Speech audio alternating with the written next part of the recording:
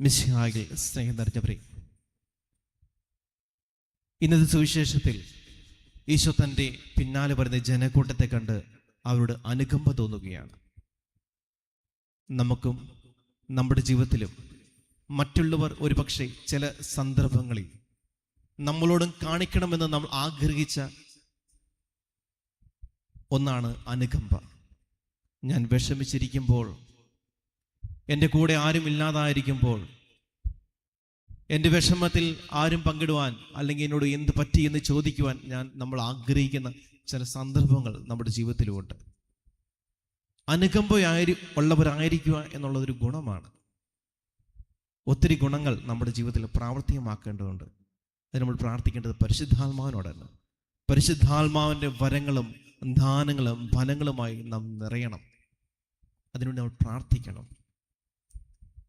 ഏതൊരു പ്രാർത്ഥനയുടെയും ഉദ്ദേശം എന്നുള്ളത് ദൈവത്തിലേക്ക് കൂടുതൽ അടുക്കുവാനും മറ്റുള്ളവരെ മനസ്സിലാക്കുവാനും നാം ചെയ്യുക എന്നുള്ളതാണ്.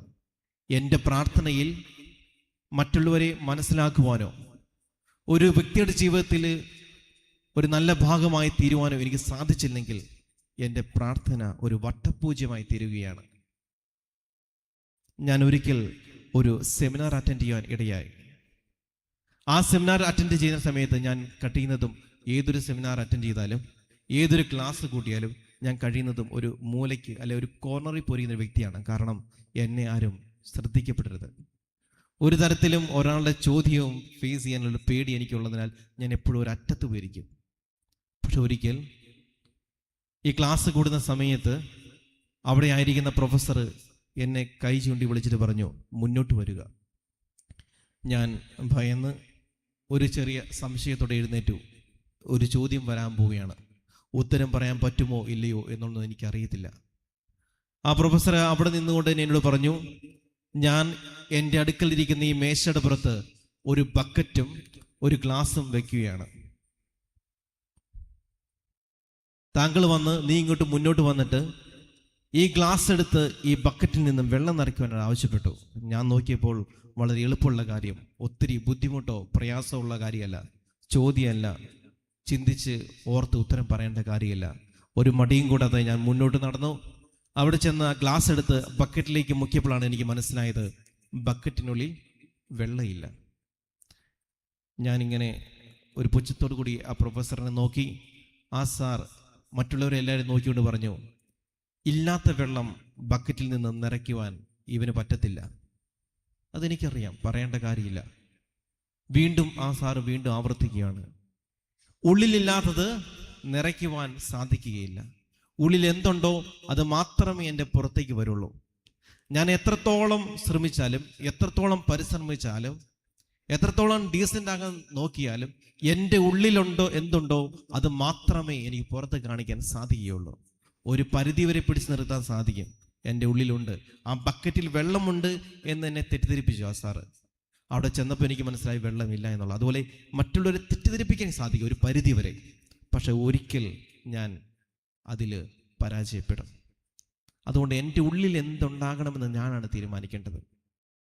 ഇന്നത്തെ സുവിശേഷത്തിൽ അല്ലെങ്കിൽ ഇന്നത്തെ പ്രതിവചന സങ്കീർത്തനം വായിച്ചപ്പോൾ നമുക്ക് കേൾക്കുകയുണ്ടായി, അവിടുന്ന് കൈ തുറന്നു കൊടുക്കുന്നു, എല്ലാവരും സംതൃപ്തരാകുന്നു. അവിടുന്ന് കൈ തുറന്നു കൊടുക്കുന്നു. ആ കൈ തുറന്നപ്പോൾ അവർ സംതൃപ്തരായി. എൻ്റെ ഉള്ളു തുറക്കുമ്പോൾ, എൻ്റെ മനസ്സ് തുറക്കുമ്പോൾ എൻ്റെ ചുറ്റുപാടുള്ളവർ സംതൃപ്തരാകണമെങ്കിൽ എന്നിലെ എന്തെങ്കിലും ഗുണമുണ്ടാകണം. അതുകൊണ്ട് ഇന്നത്തെ പ്രതിവചന സങ്കീർത്തനത്തിൽ ആദ്യം വായിച്ചത് പ്രകാരമാണ്, കർത്താവ് കൃപാലുവും കരുണാമയനും ക്ഷമാശീലനും സ്നേഹസമ്പന്നനുമാണ്. എൻ്റെ ഉള്ളിൽ സ്നേഹം, കരുണ, ക്ഷമ, അനുകമ്പ, മറ്റുള്ളവരെ മനസ്സിലാക്കുവാനുള്ളൊരു മനസ്സ്, ഇത് ഞാൻ സൃഷ്ടിച്ചെടുക്കണം. എങ്കിൽ മാത്രമേ ഞാൻ മനസ്സ് തുറക്കുമ്പോൾ അതെല്ലാം പുറത്തേക്ക് വരികയുള്ളൂ, എനിക്ക് പ്രകടിപ്പിക്കാൻ സാധിക്കുകയുള്ളൂ. അതിനു പകരം എൻ്റെ ഉള്ളിൽ ദേഷ്യം, അസൂയ, കുശുമ്പ് ഇതൊക്കെ നിറഞ്ഞു നിൽക്കുന്നതിൽ ഞാൻ എന്ത് കാണിച്ചാലും എന്ത് പ്രവർത്തിച്ചാലും എൻ്റെ ഉള്ളിൽ നിന്ന് വരുന്ന ഈ കുശുമ്പും ദേഷ്യവും അതുപോലെ തന്നെ ഈ അസൂയ മാത്രമേ എനിക്ക് പ്രകടിപ്പിക്കാൻ സാധിക്കുകയുള്ളൂ. മിശിഹായിൽ സ്നേഹം നിറഞ്ഞവരെ, ഈശോയെ പോലെ അനുകമ്പ തോന്നുവാൻ, മറ്റുള്ളവർ ക്ഷമ കാണിക്കുവാൻ, സ്നേഹം കാണിക്കുവാൻ ഞാൻ പ്രാപ്തനാകണമെങ്കിൽ അതിനുവേണ്ടി ഞാൻ സന്നദ്ധനാകണം. അതുകൊണ്ട് എൻ്റെ ഉള്ളിൽ സ്നേഹവും ക്ഷമയും അതുപോലെ തന്നെ മറ്റുള്ളവരെ സഹായിക്കുവാനുള്ള മനസ്സും ഒരനുകമ്പയും എൻ്റെ ഉള്ളിൽ നിറയണം. അതിനുവേണ്ടി ഞാൻ പ്രാർത്ഥിക്കണം. ആ പ്രാർത്ഥന സ്നേഹത്താൽ നിറയണം. ആ പ്രാർത്ഥന വഴി ക്ഷമ എൻ്റെ ജീവിതത്തിൻ്റെ ഒരു ഭാഗമായി തീരണം. ആ പ്രാർത്ഥന വഴി മറ്റുള്ളവരെ അംഗീകരിക്കാൻ എനിക്ക് പഠിക്കണം. എങ്കിൽ മാത്രമേ ഞാൻ മനസ്സ് തുറക്കുമ്പോൾ, അല്ലെങ്കിൽ ഇന്നത്തെ പ്രതിവചന സങ്കീർത്തനം പോലെ അവിടുന്ന് കൈ തുറന്നു കൊടുക്കുന്നു, എല്ലാവരും സംതൃപ്തരാകുന്നു. എൻ്റെ സാന്നിധ്യം മറ്റുള്ളവർക്ക് സംതൃപ്തരാകണമെങ്കിൽ, സന്തോഷവരാകണമെങ്കിൽ, എൻ്റെ സാന്നിധ്യം മറ്റുള്ളവർ ഈശോയെ അനുഭവപ്പെടണമെങ്കിൽ എൻ്റെ ഉള്ളിലും ഗുണങ്ങളുണ്ടാകണം.